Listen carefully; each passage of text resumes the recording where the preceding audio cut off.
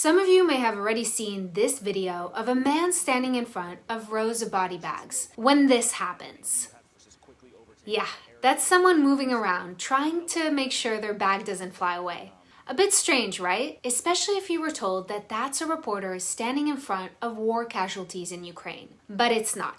This is Marvin Bergauer, and I spoke with him. It's the craziest story that I've ever experienced in my whole life, to be honest. Now, he is a reporter, but in that footage, he's in Austria reporting on a climate change demonstration. And I'm going to show you step by step how his report was altered and used to manipulate you.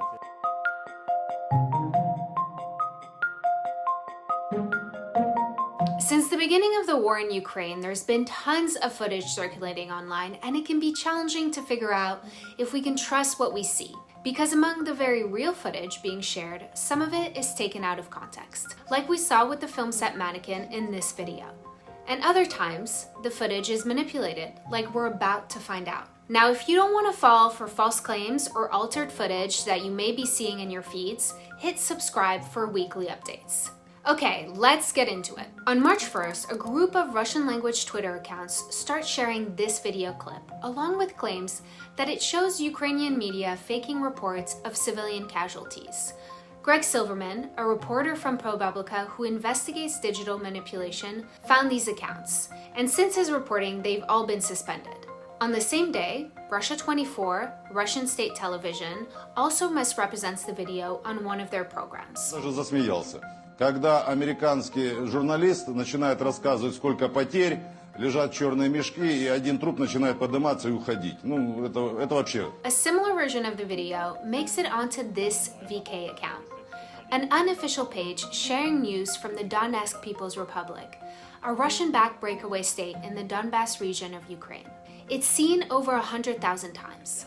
And the caption will lead you to believe that you're watching a news report on Ukrainian civilians who were killed in the war, when strangely, one of the corpses comes back to life, and they use quotation mark around the word corpses.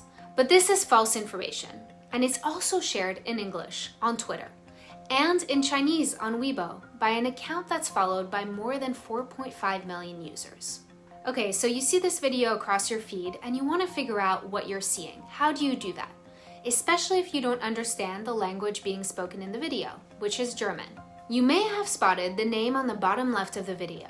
If you Googled Marvin Bergauer around that day on March 1st, you would have gotten all of these articles. Turns out, one of the first times this report was misrepresented was before the war even started, when users falsely claimed it showed fake COVID-19 deaths. And all of these articles link to the original news report. But you don't have to rely on what they say. You can keep doing your own digging, and you'll eventually find this, the full-length report on YouTube. The original report is just over 2 minutes long, and it was published on February 4, weeks before the war even started. And you'll notice that this version that was shared on Twitter or on VK was zoomed in to cut out the microphone and the lower third, both of which are clues that could have led you to the truth a bit quicker. A quick Google Translate of the chyron you see here reveals that it's a climate demonstration in Vienna. The demonstration was planned through Facebook, and it took place in front of the official residence of the Austrian head of state on Friday, February 4th. Here's where Marvin was standing for his report. Hier sieht man auch genau dann diese Protestaktion, die ist etwas makaber, kann man wohl durchaus sagen. 49 Personen, die liegen hier am Boden, um die Klimatoten darzustellen. I also decided to reach out to Marvin for an interview. My name is Marvin Bergauer. I am 26 years old and I work as a television news reporter for OE24 TV in Vienna, Austria. There's a video of you that keeps circulating, and it's been circulating for several weeks, but it wasn't taken in Ukraine. No, not at all. Not at all. It's the craziest story that I've ever experienced in my whole life, to be honest. But the manipulation didn't stop here. The video took another shape. On March 9th, this altered version surfaces on TikTok. The voice in the video has changed, and just like the chyron, it's now in English. And on March 10th, it's also shared on Facebook, with a caption in Spanish. And it's watched over 3 million times and shared over 300,000 times. If you came across this version, a simple reverse image search of a screen grab of the footage would quickly reveal the truth. But I want to show you what they changed here. The voice you hear is NBC News reporter Cal Perry. At least 59 people killed, at least 149 people wounded. Those numbers are going to go. Someone lifted a few seconds from his report on February 24th. Have a listen.